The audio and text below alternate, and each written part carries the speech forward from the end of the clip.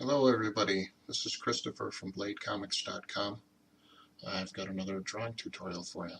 Today I want to talk a little bit about blending and shading. I have another video about the same thing, but I wanted to go into a little more detail with it. You can see I've got my outline drawn out already. And what I'm going to do now, using a 2H pencil, is just lay in some tone to create some shadows. If you're wondering how to get to the outline part, I have other videos up about this stuff. I have a good one up about learning how to see. But in this particular case, I use a combination of photo references and just some good old-fashioned imagination. This is Lydia Cromwell from the comic book Lydia Cromwell. Here's a couple of tips right away. When I erase, I always use a brush to blow off the little pieces that are left over. That's just because if I blow on it, I have a better chance of spitting on it a little bit and messing up my drawing. So I always use a brush. I also use a playing card to lean on. That keeps me from smudging my drawings. Just be careful not to slide it across your drawing. It may look like I'm sliding it, but it kind of sticks to my hand and picks up with me, so I'm never actually sliding it across the drawing.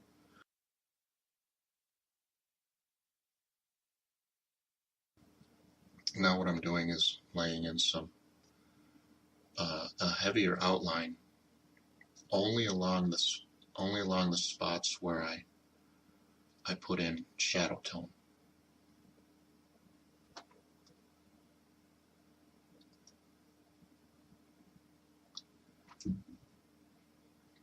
And now what I'm going to do is use a tortillion. If you've never used a tortillion, you owe it to yourself to try it out. You have to use a little better paper to be able to blend with one of these because there's some heavy rubbing associated with it. But they're really fantastic for blending and shading. I think you can get like 6 for $1 online or at your art store. But what I'm going to do is start blending the heavier outline into the shadow tone that I put in.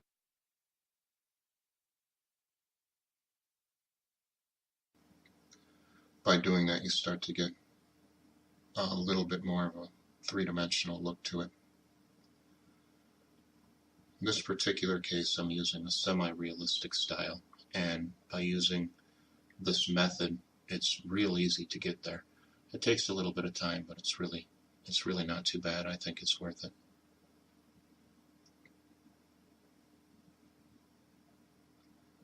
So yeah, just blending in the outline into the shadow tones, and then I'm using the tortillion to blend the shadow tones too. You can see as I blend them, they get a little bit darker. It's kind of an added benefit of it.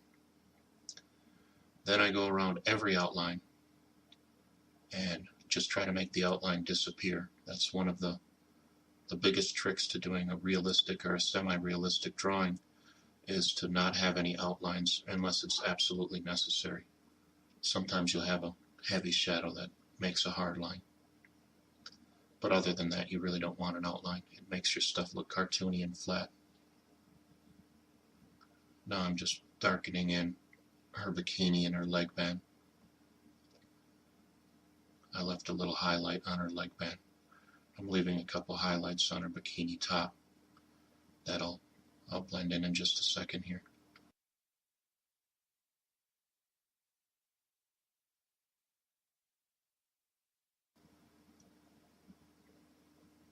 I just take the tortillion and start blending almost all the way to black, but leaving that little bit leaves it pretty realistic looking. She's got another armband on her wrist. And then just her eyes, and she's just got one big eye. Just her eye and her hair. And I'm not going to go into detail about the hair. I do that in other videos. But it's pretty much the same way. I leave a highlight, use some lines to represent the hair, and then blend into the highlight. And it's pretty quick and easy and leaves the hair somewhat realistic. And I think that's about it. Here's a good picture of it. Thanks for watching. Here comes my ad.